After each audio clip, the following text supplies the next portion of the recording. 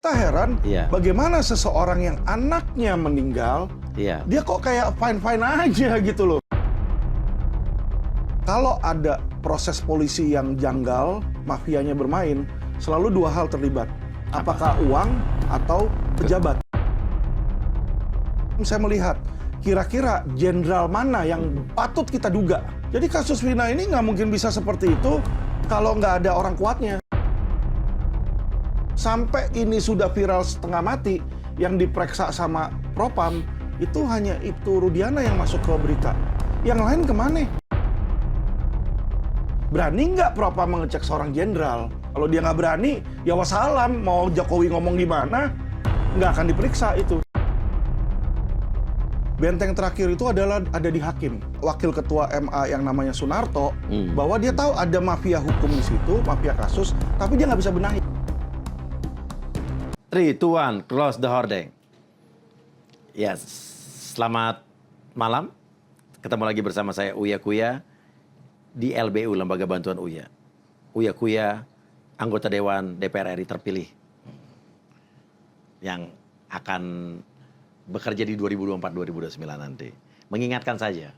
Ada Bang Alvin Lim, Mas Alvin Lim. Halo apa kabar? Baik. Yes. Dan kali ini sebagai pakar hukum, kita akan mencoba ngajak ngobrol Mas Alvin untuk menganalisa kejanggalan-kejanggalan yang ada di kasus Vina dan Eki Cirebon ini. Iya, boleh. Dan aku sempat lihat pernyataan Mas Alvin ini beberapa kali yang banyak menganalisa kasus ini. Iya. Apa yang janggal dari kasus ini, Mas Alvin? Ya, proses hukumnya yang sudah pasti itu sangat janggal, Mas. Apa kejanggalan yang paling utama?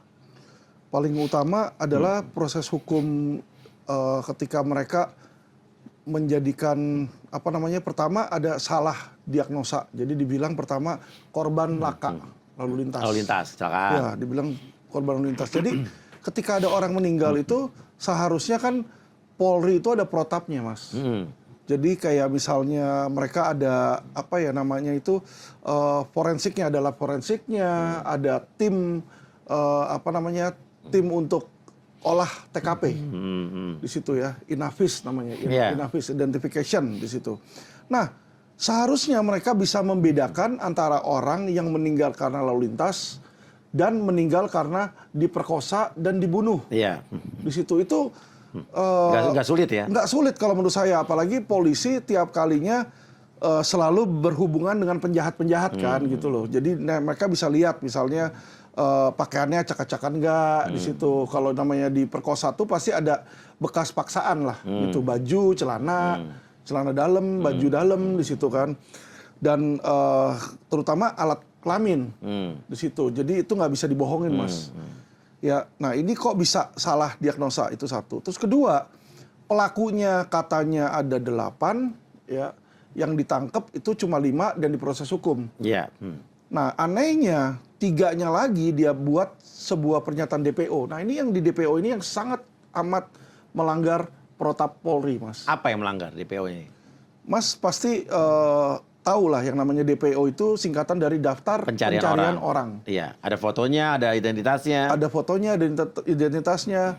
Nah, ini fotonya sama sekali nggak ada. Oke. Ya. Dan kalau nggak ada fotonya, protapnya apa? Disketsa, Mas. Iya, harusnya. Harusnya disketsa. Iya, Jadi iya. kita lihatlah kalau di Amerika itu kan orang kan siapa yang ini yang pukul kamu atau siapa yang ini, kan orang nggak tahu kan, dia nggak punya fotonya. Iya, bayangannya sketsa ya. Iya. Oh, rambutnya ikal, kulitnya hitam atau putih gitu. Jadi dia gambar tuh. Ya, nah nanti sketsa itulah yang ditampilkan. Untuk sebagai bahan DPO ini, orang ini yang dicari nih. Iya, orang ini yang dicari. Nah, ini tidak ada ciri-ciri yang dia mau tangkap tuh, nggak ada. Ini yang kita bingung, dan nama yang dimasukinnya itu pun juga bukan nama asli tapi nama alias. Jadi orang bingung, Peggy siapa gitu kan. Jadi semua yang Peggy ikut keseret deh. Ikut keseret nanti kan di situ kan. Jadi harusnya kan mereka namanya, kalau mereka mendapatkan nama seseorang sebagai DPO, pasti ada sumbernya, Mas. Iya, nggak mungkin sembarangan. Dari BAP atau bagaimana kan.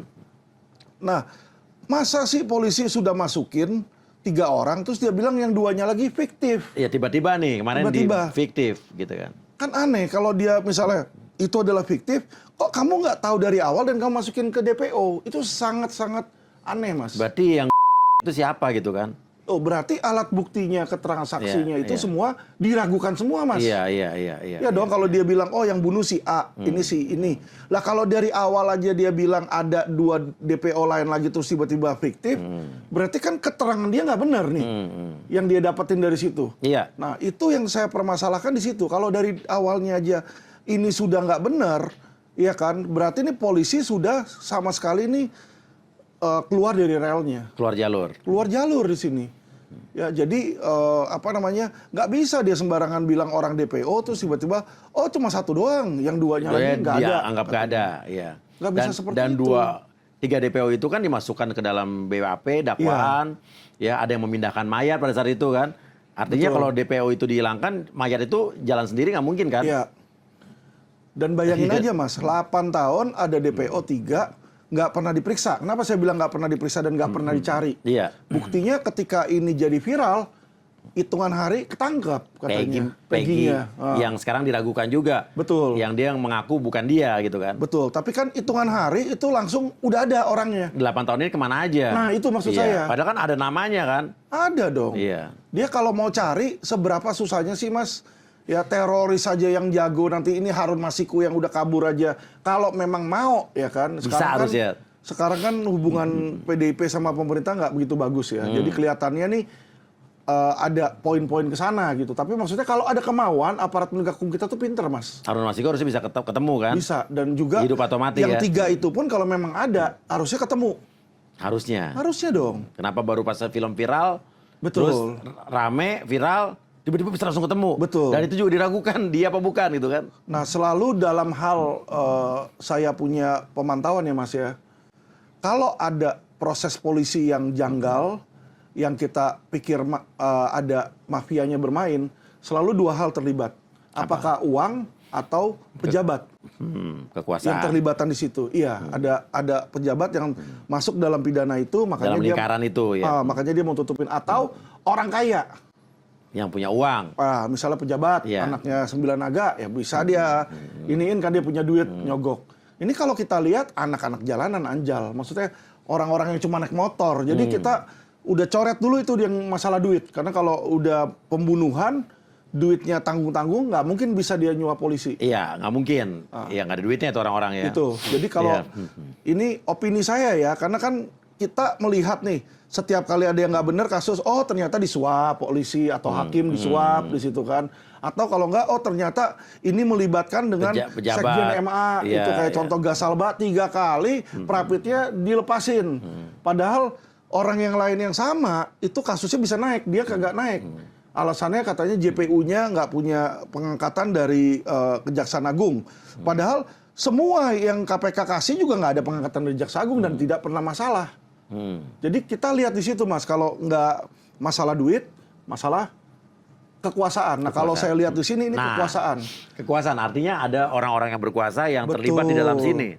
Nah disitulah makanya Mas, saya sebagai pakar hukum dan ahli hukum, saya melihat kira-kira jenderal mana yang patut kita duga. Yang patut kita duga, ya kan? Pasti kalau proses nggak benar, ada oknumnya dong. Maksudnya jenderal mana yang patut kita duga Dalam kasus Vina ini. Oke. Jadi kasus Vina ini nggak mungkin bisa seperti itu kalau nggak ada orang kuatnya. Apalagi Mas, sampai presiden ngomong. Presiden lu bilang tolong transparansi. Nah, Ya kan? Berarti apa di situ? Berarti kalau yang lain aja yang biasa-biasa nggak bisa tembus Mas. Dan Ada jenderal oknumnya, mana? jenderal oknum. Cuma tinggal jenderal mana kita nggak tahu iya. di situ. Nah, ya. pertanyaannya, kalau orang besar ini, penguasa ini gitu ya, adalah orang yang terlibat langsung, apa orang yang diminta bantuannya untuk membackup kasus ini? Ya, yang saya bilang tadi bisa jadi yang terlibat adalah saudara atau kerabat dia, makanya di backup, atau dia diminta bantuan juga bisa. Itu kan hipotesisnya di situ. Nah, inilah sebenarnya untuk tidak membiarkan masyarakat bertanya-tanya, Propam itu harus proaktif, Mas. Kita nggak mungkin bisa periksa jenderal, ya kan? Bukannya katanya 2 hari ini Ibtu Rusdiana itu diperiksa Propam katanya? Mas, yang seorang itu apa bisa membebaskan seorang tersangka pembunuhan, Mas? Nah, Itu sangat make sense kalau menurut Iya, saya. iya. Karena levelnya ini, sorry ya, masih di bawah. Iya. Perwira aja bukan. iya. Ya kan, kalau udah kompol, AKBP, Iya, iya, kombes, iya. nah kita percayalah di Iya, situ iya, lah. Dia iya. punya pool lah buat goyang-goyang. Iya, iya. Itu kagak lah. Emang itu mau lepasin terus Kapolresnya yang adalah AKBP atau kombes diem aja? Ya toh pasti Kapolresnya ini Jadi kenapa sekelas dilepas? itu nggak mungkin berperan mengatur kasus ini ya? Kalau dia jalan pun dia bukan sebagai penyuruhnya, bukan sebagai aktornya, tapi sebagai anak buahnya yang Pionnya. menerima perintah, pionnya. Di situ. Artinya, Mas Alvin curiga atau yang paling patut dicurigai itu adalah di mana? Yang patut dicurigai ini kalau menurut saya ini ya, apalagi ada Peggy yang ditangkap, Mas. Dalam waktu dekat iya, iya. Peggy sudah ditangkap, sedangkan alat buktinya adalah keterangan saksi yang dibilang oleh Susno dan lain-lain, itu hanya satu saksi kunci Iya. yang melihat dari 100 meter bisa ngelihat muka Aep, orang. Aep. Iya. Aep. Jadi dia bilang ini bohong, ini bohong. Udah pasti Aep nih bohong gitu. Ya, kalau menurut Susno kan seperti Iya itu. sih, jarak 100 meter dalam gelap, dia bisa nggak kenal pelaku tapi bisa mengenali muka itu Iya. kan 100 meter tuh jauh banget gila. Kalau nggak Superman, Kalau di Amerika dicek itu pengakuan dia. Indonesia nggak pernah dicek. Harusnya dicek kayak di Indonesia. Kalau di Amerika kan misalnya ada yang ngerampok dia, Iya. dia bilang saya lihat orangnya. Dia jajarin 4 orang. Iya. 1 orang benernya, 3 orang yang mirip-mirip. iya. Disuruh identify. Mengenali nggak bener nggak gitu. Ini dilakukan nggak? Itu kan di Amerika, Mas. Oh iya, Kita di cuma Indonesia maksud saya kan ini, iya. kalau Iya. polisinya Sayangnya, kritis, iya, harusnya iya, kan seperti iya, itu. iya. Itu satu. Polisinya kurang nonton film Hollywood ya. Iya, iya. Kedua, dia mau bicara aja, saya lihat gerak-geriknya. Iya, iya. Itu dia tertekan sekali, Mas. Iya. Waktu press conference. Jadi Peggy dia tuh ya? Peggy, dia udah mau bilang saya nggak ini, tapi dia udah pasrah. Dan dia sempat ada yang Ada yang Menutup mulut ya, mulutnya, iya. terus ketika dia mau bicara lagi diseret. Saya lihat Iya. di situ. Itu kalau menurut saya nggak fair. Kenapa? Iya. Yang dilakukan oleh polisi saat itu adalah conference pers. Iya. Media rilis. Iya. Yang namanya media rilis, kalau ada polisi jelek-jelekin si penjahat, Iya. penjahat itu punya berhak untuk- hak jawab untuk mengklarifikasi atau membantah. Iya, iya. Jadi kalau dia melarang di situ, saya sudah melihat bahwa polisinya ini tidak profesional dan tidak menaati hukum. Iya. Ya, jadi di dalam hal itu oknum, itu sudah ada oknumnya, Oke. pasti. Dan ada ngelihat kayak begitu pun sampai ini sudah viral setengah mati, yang diperiksa sama Propam itu hanya Ibtu Rudiana yang masuk ke berita. Yang lain kemana? Penyidik-penyidiknya. Penyidik-penyidiknya, kanitnya, kasubditnya. Itu harus Atasan-atasannya diperiksa lah dong. ya. Betul. Yang Ini bertanggung udah jawab. presiden Iya. lo ngomong. Ya disinilah makanya saya bilang ya Propam itu kayak macan ompong. Jadi Yang dia sekarang dibikin ini. sebagai macan untuk menjaga polisi-polisi nakal, tapi kenyataannya dia ompong, dia nggak punya tenaga. Saya udah laporin beberapa, ada puluhan Mas, ada sekitar 20-an laporan ke Propam. Tidak ada satu pun yang jalan, termasuk yang terakhir yang ada jenderal DPO-nya banyak sama aset sitannya hilang, tidak pernah diperiksa. Masuknya bukan ke Propam, malah dilempar ke Wasidik. Disuruh cari barang sitannya yang Iya. hilang kemana. Loh kok suruh cari barang sitannya hilang kemana? Iya. Itu kan kalau ada kehilangan kan berarti ada pelanggaran. Periksa dong siapa oknumnya. Di situ. Jadi saya melihat Mas, sorry ya, belum ada keseriusan mereka untuk berbenah. Apa nih? Polda, Polri, Polri dong. Polri. Jadi kalau udah kasus yang menyangkut nasional, itu sudah tidak bisa dihandle wilayah Polres dan wilayah Polda. Itu ada protapnya, Mas. Iya, harus dari Mabes ya. Iya, jadi kalau Mas ke kantor polisi mau melaporkan aja nih, nanti ditanya, ini yang terdampak siapa? Oh, kalau masih ke satu kota, masih bisa Polda atau Polres, kabupaten. Kalau udah nasional, semua melibatkan apalagi membuat gaduh, itu Mabes sudah harus take over, Mas. Nah, di sini harus Mabes sebetulnya kuncinya. Harus Mabes kuncinya. Iya. Dikasih lagi ke oknum yang sama, ya nggak akan beres. Iya. Jadi itulah yang Dan saya lihat. Itu tinggal pemeriksaannya bener nggak itu kan? Iya. Jadi dan juga saya lihat ya, Mas, kesalahan Polri lagi satu lagi. Gini, kalau di Amerika atau di luar negeri, ketika ada penyidikan, ya mereka itu sedikit berbicara. Jadi kalau polisi ditanyain ini gimana, di sini polisinya semua bicara. Nanti ada Dirkrimum Polda tuh saya lihat ada press release Surawan, Kombes Surawan bilang begini. Nanti kemarin ada Dai Baktiar atau Adi Vivit tuh berbicara juga di situ. Oh saya nggak di sini, saya difitnah, saya ini. Jadi rame sekali, termasuk Kadif juga bicara di situ. Jadi masyarakat bingung di sini kan. Patokannya acuannya ke siapa? Patokannya ke siapa? Dan lagi mereka ini belum melengkapi penyidikan yang sempurna, tapi udah ngomong. Sehingga masyarakat ketika nanya lagi dia nggak bisa jawab, masyarakat akan berpikir loh, kamu bohong. Jadi mereka pikir jadi makin curiga, Mas. Seharusnya, sorry ya, kita tahu memang ada no viral no justice. Tapi polisi itu harusnya profesional, jangan biarkan no viral no justice terus-terusan ya. Bukan mempengaruhi hasil penyidikan. Ya, jangan akhirnya itu opini masyarakat. Betul. Yang beredar di masyarakat akhirnya yaudah deh kita ya kan. Yang bener jadi salah, yang salah jadi benar. Kayak Iya. contoh yang ada selebgram kemarin kan mukul anjing. Kita nggak tahu penyebabnya kenapa. Ternyata udah langsung menyelamatkan kucing. Udah langsung dia teriak-teriak di situ. Akhirnya orangnya dipecat. Nah, bisa aja kan polisi begitu. Aduh, saya pusing ini di push kiri kanan. Ya udah deh, mana aja yang ada kambing hitamnya udah lu proses aja dah. Yang penting inkrah, nanti selalu kan mereka berpendapat kan udah P21 misalnya. Itu udah bukan saya lagi wenangnya, jaksa. Nanti jaksa yang penting vonis. Saling nyala-nyalain nih. Vonis, yang penting udah vonis, udah ya.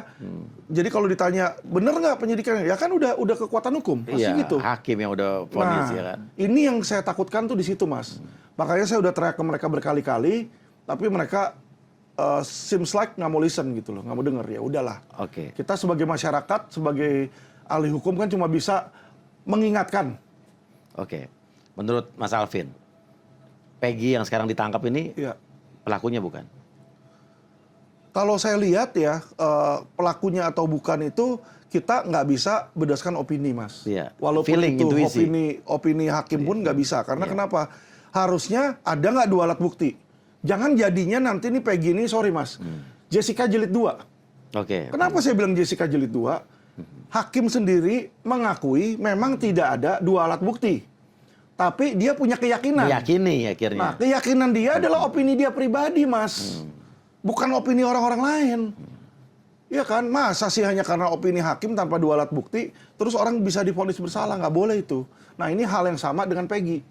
Saksinya cuma 1 loh, selain dari situ nggak ada bukti lain loh. Contoh kalau dia misalnya bunuh, ya kan? Mana pisaunya kalau pakai pisau? Atau mana kayunya? Atau mana CCTV-nya? Saksi lain nggak boleh 1, Mas. Karena kita tahu di hukum itu, ya uno testis, nullo testis. 1 saksi bukanlah sebuah saksi.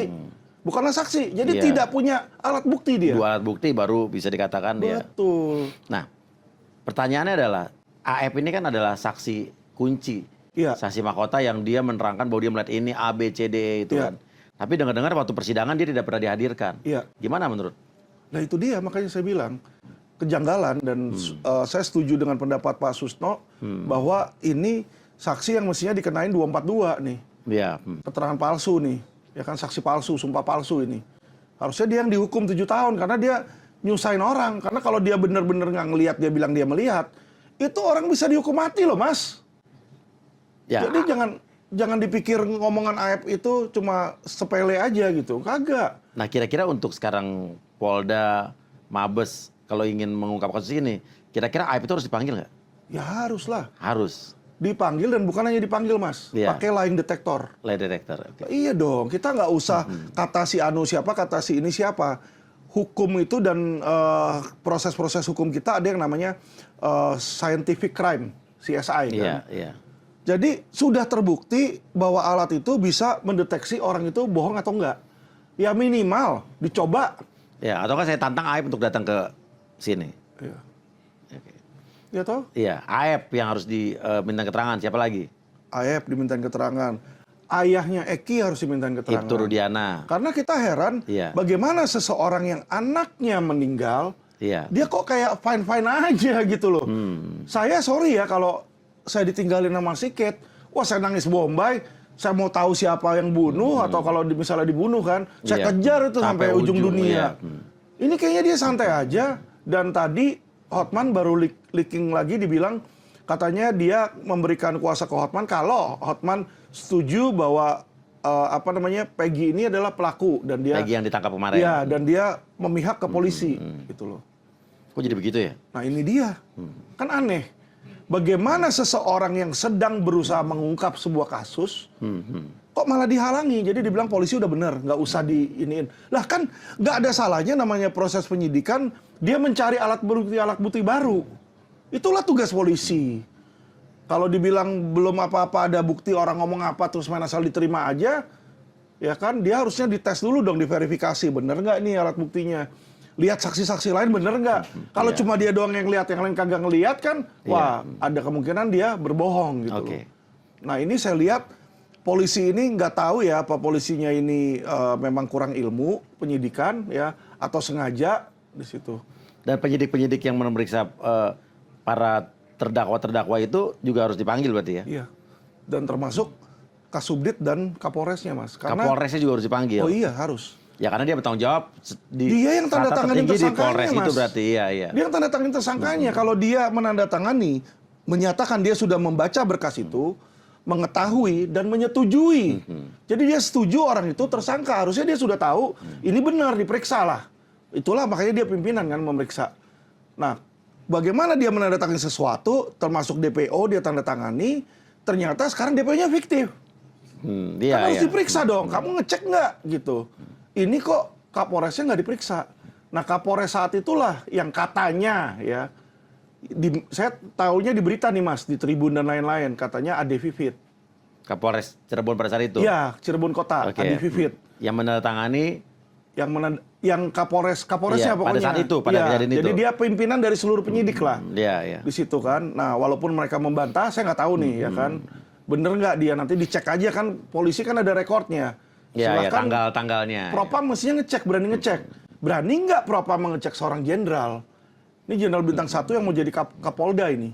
Bintang 2, ya kan? Kalau dia nggak berani, ya wassalam. Mau Jokowi ngomong gimana, nggak akan diperiksa itu. Karena ini putra dari Dai Baktiar, mantan Kapolri. Saya nggak bilang dia bersalah ya Mas. Saya bilang, coba diselidiki. Kalau namanya sampai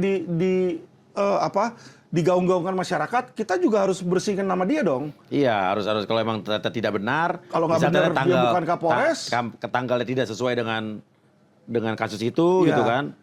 Ya kita harus bersihkan, nggak? Betul. Juga jangan disangkut pautin, ya. Betul. Ya berarti orang kalau bukan dia siapa? Iya. Kapolresnya yang mana? Iya.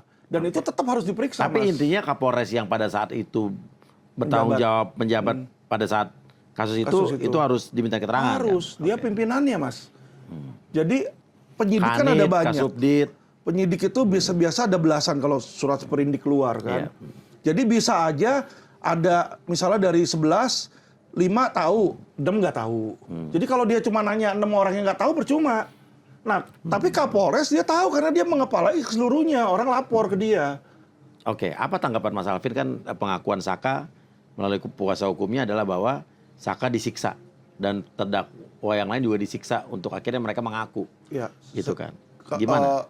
Kalau pengomongan mereka ini saya percaya. Iya. Karena selama ini yang saya lihat kalau kriminal-kriminal tertentu memang disiksa, Mas. Jadi contoh pembunuhan ya. Terus kadang-kadang pemerkosaan anak di bawah umur. Itu pasti dihajar tuh. Ya, istilahnya kadang anunya dikasih balsem apa. Itu saya lihat sendirilah di depan mata saya, Mas. Atau saya lagi ke kantor Jatanras waktu itu di Jakarta Utara, ya kan ada maling yang lagi digebukin, diikat, digebukin, matanya ditutup, digebukin, buk, jadi sansak, supaya ngaku. Ya, sebenarnya itu adalah hal yang selain melanggar hukum, proses SOP yang sangat salah, Mas. Karena orang itu, polisi itu wajib ya mencari alat bukti lain selain pengakuan. Itu dibilang di KUHP. Makanya terdakwa atau tersangka itu punya hak ingkar. Dia mau bohong aja boleh, dia nggak disumpah, Mas. Di depan pengadilan, Anda lihat ya, nggak ada itu terdakwa yang disumpah. Karena dia boleh berbohong. Iya. Nah, polisilah yang harus mencari alat bukti lain 2. Nah, masalahnya di Indonesia banyak oknum-oknum polisi yang males. Dia nggak punya alat bukti, kalau orangnya udah ngaku, dia nggak perlu 2 alat bukti. Ditekanlah itu, sama seperti yang terjadi di Jessica. dia nggak punya 2 alat bukti, ditekanlah Jessica. Kalau Jessica bilang, saya bunuh, walaupun dia karena nggak tahan ditaruh di sel tikus, ya sudah itu pengakuan. Itu alat bukti. Iya, ya, gue sih masih salut ya sama kepolisian. Kita bicara Amerika ya. Iya, betul. Gue pernah ngeliat kejadian di depan mata nih, gue sama keluarga gue lagi di restoran, ada polisi ngejar penjahat, tembak-tembakan, terus mobilnya kebalik, terus tapi udah kebalik, polisi itu bisa dengan gampang ngeluarin mukulin orang gitu. Tapi orang itu benar-benar diperlakukan, dikeluarinnya juga pelan-pelan, dia udah nembak-nembak polisi. Terus udah gitu yang dilakukan pertama kali adalah dia diperiksa dulu sama tim kesehatan. Dia luka parah apa enggak, matanya dilihat, diperiksa stetoskop, diperlakukan sebagai manusia. Dan dibacakan itu yang nama Miranda Law bahwa Miranda Right bahwa law you have the right to remain silent, anything you say can be used against you in the court of law. Iya, dan intinya mereka tetap punya hak, betul, ya, untuk sebagai manusia gitu kan. Nah, sebetulnya harusnya polisi itu kalau mau bikin studi banding tuh harusnya ya ke negara-negara itu ya, negara-negara maju itu. Yang udah maju. Iya kan? Kita nggak bilang dia jelek, enggak, tapi kan kalau ada sesuatu yang lebih maju, advance, kenapa kita nggak ikut? Kenapa enggak kita belajar dari mereka kan? Iya, kayak dulu orang pakai mesin tik, kalau sekarang ada komputer, kenapa kita nggak ikut pakai komputer gitu loh. Jadi kita pengen polisi kita kan lebih keren lagi kan. Kita sebagai karena kita tahu polisi kita kan menuju ke presisi kan. Jadi kita harus dukung, kita harus memberikan masukan sebagai masyarakat kan. Dan satu lagi Mas, benteng terakhir itu adalah ada di hakim. Tapi sekarang ini hakim kita ini dan diakui oleh banyak orang termasuk wakil ketua MA yang namanya Sunarto, bahwa dia tahu ada mafia hukum di situ, mafia kasus, tapi dia nggak bisa benahi. Dia udah tahu dan dia bilang saya nggak bisa benahi. Ya, dan disitulah makanya kita sudah tahu, dia akui. Ya berarti bukan kita menjelekkan mereka, mereka sudah akui, ya kan? Nah, berarti putusan-putusan yang ada ini patut dicurigai tidak ada keadilan. Nah, kalau sudah ada kayak gitu, kenapa kok kita nggak masuk kayak sistem di Amerika lagi, juri sistem? Juri sistem. Teman-teman gue tuh ada yang citizen Amerika, dia tidak boleh menolak kalau dipanggil oleh negara untuk menjadi juri. Jadi kok pengadilan di Amerika itu kan ada juri-juri orang biasa dari berbagai macam profesi yang menentukan bahwa ini bersalah apa enggak. Itu lebih apa ya? Dan nanti belasan orang itu dikarantina, Mas. Iya. Dia nggak boleh ke yang lain sampai kasus ini selesai. Jadi kalau kita bicara hakim 1 atau 3, hakim bisa aja ditekan, dikasih duit. Kalau belasan orang begitu kan dia bingung, dia kenal juga kagak. Iya, nggak kenal orangnya, nggak bisa ngubunginnya juga. Nggak bisa hubunginnya, dimasukin ke dalam karantina di situ kan. Jadi hal-hal yang baik ini seharusnya ya Mas ya diadopsi sama Indonesia. Benar. Di situ karena dengan seperti ini, walaupun di MA ini ada mafia, ya kan, tapi minimal bersalah atau nggak bersalahnya balik ke rakyat, ke masyarakat, ke rakyat, bukan ke hakim atau bukan ke oknum. Nanti kalau memang dibilang bersalah, baru hakim yang nentuin pidananya ini berapa lama. Misalnya ancaman 7 tahun. Ya hakim yang nentuin deh ini berat atau enggak. Kalau berat 7, kalau ringan misalnya 2 tahun penjara aja. Baru hakim yang ngetok tuh di situ. Saya rasa itu lebih bagus ya dan patut bisa dipertimbangkan, dipertimbangkan oleh DPR ya kalau kita mau Komisi 3 nanti berarti ya. Ya kalau kita mau lebih bagus ya karena jika tidak ujung-ujungnya ya Indonesia hanya dibohongin sama kayak Elon Musk bohong. Mau invest, kagak invest malah dia jualan Starlink. Starlink bukan pedagang kopi keliling bukan ya? Oke, dan kalau sampai andai kata ternyata orang-orang yang kemarin jadi terdakwa itu ternyata tidak bersalah, kira-kira mereka bisa menuntut siapa saja? Nah, inilah, atau siapa saja orang yang bertanggung jawab? Inilah satu lagi hukum di Indonesia ya belum ada penalti atau hukuman bagi orang yang sengaja sewenang-wenang. Jadi misalnya anggap saya hakim brengsek, ya kan? Saya tahu dia nggak bersalah. Saya dapat suap, biarin aja, kena seumur hidup, mati lu, gitu kan? Ternyata terbukti ini nggak benar, ya kan? Hukuman saya nggak benar di situ. Itu pun tidak bisa, Mas, tidak bisa dibatalkan dan sayanya juga nggak kena apa-apa. Inilah parahnya. Kalau udah inkrah, pidana apa dia PK paling? Ya PK untuk membersihkan nama dia doang paling. Iya. Tapi si hakimnya itu yang brengsek ini nggak kena apa-apa. Dia nggak bisa menuntut minta ganti rugi material imaterial. Harusnya kan kalau dia penjarain orang, dia juga dipenjarain juga dong. Iya, benar. Apalagi kalau misalnya dihukumnya sampai hukuman seumur hidup atau hukuman mati, orangnya udah dibunuh dulu, dibilang ternyata nggak bersalah, kan kasihan. Ya ada yang sengaja kan, tapi ada yang nggak sengaja. Mungkin kalau nggak sengaja kita bisa pertimbangkan lah. Iya, Tapi iya. sudah kita ketahui banyak yang sengaja karena disuap, putusannya ngawur Oke. di situ. Nah itu maksud saya tuh harusnya bukan kena karena korupnya doang, tapi dia harus kena dengan putusan dia yang melawan hukum. Oke.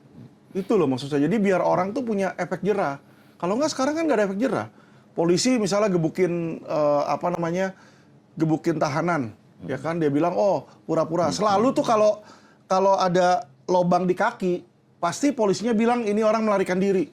Padahal di depan mata saya sendiri, saya waktu itu di Jatanras, ya kan, orang yang ditangkap KTT atau apa tuh waktu itu yang pesta olahraga, itu kan ada 20-an orang ditangkap. Saya lihat semua tembakannya di kaki semua, 20 orang. Jadi setiap orang ditembak semua. Hebat amat itu polisi dari jauh, jedar tembak kaki, kan nggak mungkin mas. Ya kan? Kalau lu lagi ngejar orang kan pasti ada yang ketembak kaki, ada yang ketembak tangan, ada yang ketembak dada. Ini kagak. Semua di kaki dan kira-kira tuh dekat lutut, dekat tempurungnya. Saya lihat di situ kan kasihan mas. Iya. Oke lah dia mencuri, kita kesel lah sama dia kan. Tapi di Amerika aja sekarang mencuri 5 juta, 10 juta itu dibiarin, itu makanya penjarahan. $1.000 di California, di bawah $1.000 di California Nggak bisa ditangkap nggak sama bisa polisi. tangkap, iya. Di situ. Ini kan orang sebenarnya dia pun kalau bisa punya kerjaan, punya duit, nggak bakal mencuri lah mas. Orang-orang Indonesia tuh saya tahu gitu loh. Dia kadang-kadang kan ya gimana mau cari kerjaan kagak bisa, datang lihat anaknya sakit, lapar, akhirnya dia melakukan sesuatu yang nggak harusnya dilakukan. Iya. Nah yang seperti ini tuh polisi nggak mau tahu, pemerintah nggak mau tahu.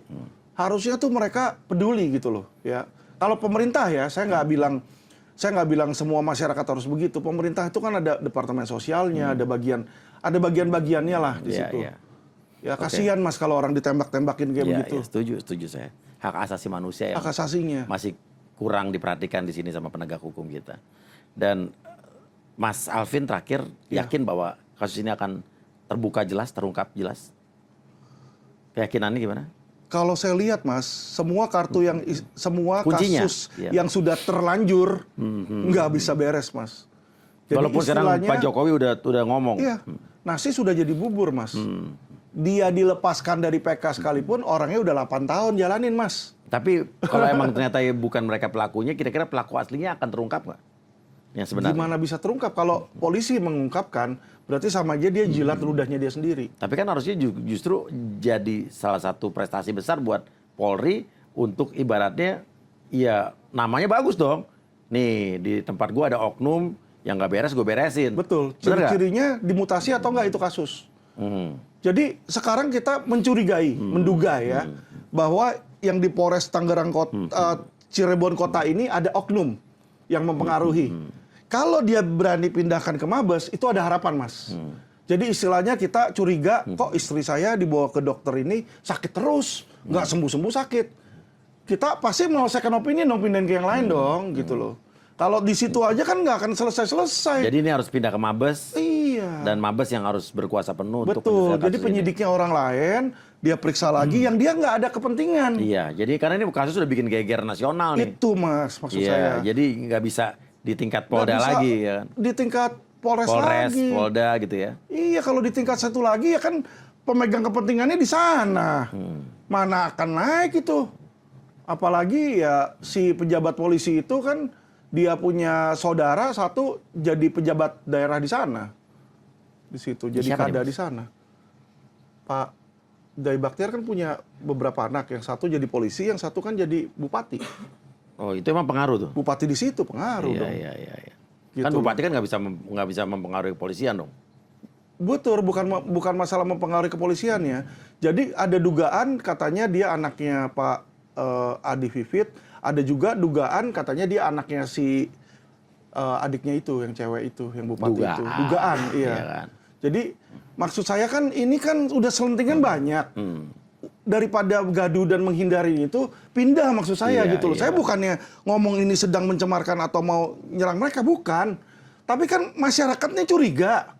Iya. Kita hindarilah kecurigaan dari mereka. Supaya tidak jadi bola liar yang kemana-mana. Betul. Karena semua orang sekarang udah bikin opini-opini sendiri kan. Itu dia. Akhirnya kan nanti polisi nggak bisa kerja, cuma balas-balasin itu. Coba Mas lihat deh. Sekarang bukan polisi yang balas-balasin, ada lawyer yang belain polisi. Setiap kali di TV kan ada yang belain korban, ada yang belain polisi tuh. Iya, iya. Di situ. Nah, kita bingung kenapa kok lawyer yang belain polisi padahal dia nggak punya surat kuasa. Harusnya Ini kan. lawyer yang mana nih, Mas? Enggak lah, teman-teman kita semua Mas Oke, itu oke, Mas. oke. Jadi kita melihat di situ kan sebenarnya itu unprofesional. Iya. Harusnya kan ini ranahnya polisi yang Iya, ngomong iya, gitu kan. Jadi kita bingung kalau dia terlalu belain polisi, kita bingung ada kepentingan apa kan di situ. Iya, Jadi iya. ya cuma ya sudahlah, kita nggak tahu dia kepentingannya apa. Tapi saya ngelihat jujur saya miris Mas. Makanya kemarin-kemarin juga sudah banyak media suruh saya bicara ya. Intens di situ investigasi, terus cumi-cumi saya tolak. Saya bilang sekarang aja udah gaduh, nggak perlu Alvin ngomong ngebacot. Iya. Gimana kalau Alvin ngomong kenceng begini, jadi lebih rusuh. Saya bilang udahlah, saya biarkan aja. Dan mereka itu pun juga korban-korban sudah punya lawyer-lawyer yang hebat. Iya. Udah ada Sunan, udah ada Otto, udah ada Hotman Paris, sudah ada Farhad Abbas kan. Udah hebat-hebat, ngapain nggak perlu Alvin Lim, saya bilang. Udah biarin aja, saya biarkan gitu. Bukan saya nggak peduli ya Mas. Tapi lebih banyak orang akan lebih gaduh. Iya. Akhirnya nggak akan proaktif dan nggak akan positif hasilnya. Oke, kita coba. Berarti ini kuncinya Mabes harus pegang ambil alih ya. Betul. Itu kuncinya sebetulnya. Kuncinya ke situ Mas. Oke. Dan semua yang terlibat tuh bukan berarti terlibat dalam kasus ini ya, maksudnya Iya. terlibat dalam proses penyelidikan Iya. pada saat itu harus dimintain keterangan. Iya. Dan termasuk penanggung jawab dan pimpinan-pimpinan pada saat itu kan. Betul. Iya, dimintain keterangan. Kita kan masih berharap Polri ini masih ada yang baik. Ada Iya, oknum, ada yang baik. Pasti lebih banyak yang baik. Kalau kemarin kejadian ini terjadi yang banyak kejanggalan ini di Polres Cirebon Kota, Iya. minimal kalau dipindahin ke Mabes yang mana adalah pusatnya, kita berharap polisi-polisi baik yang ngurus Mas di situ. Iya. Itu sih maksudnya. Harusnya bisa. Ya. Harusnya bisa kalau Iya. mereka mau. Kalau mereka nggak pindahin ke Mabes ya sudah wassalam kalau Ya, menurut ini justru saya. jadi PR dan tantangan buat Pak Listio Sigit di akhir kepemimpinan dan juga Pak Jokowi juga nih. Betul. Untuk membuktikan bahwa Polri benar-benar bisa presisi dan bisa menunjukkan keprofesionalitasan. Iya, dan peduli masyarakat. Iya dong, harus dong. Ini udah buat geger nih. Sip. Ya, jangan sampai nanti blunder lagi, capek deh. Iya. Jangan masyarakat jadi makin nggak percaya dan menurunkan tingkat kepercayaan masyarakat pada Polri. Jangan sampai. Iya. Kita harus menaikkan tingkat kepercayaan masyarakat pada Polri. Buktikan dan buktikanlah, buktikan. Yes, oke. Terima kasih Mas Alvin. Sip, thank Sehat you, selalu. Mas Uya. Siap. Iya, Senang thank terus you. kalau diskusi sama Mas Alvin. Iya. Ya, sampai ketemu lagi. Wassalamualaikum warahmatullahi wabarakatuh. Kaulah cinta pertama di hidupku.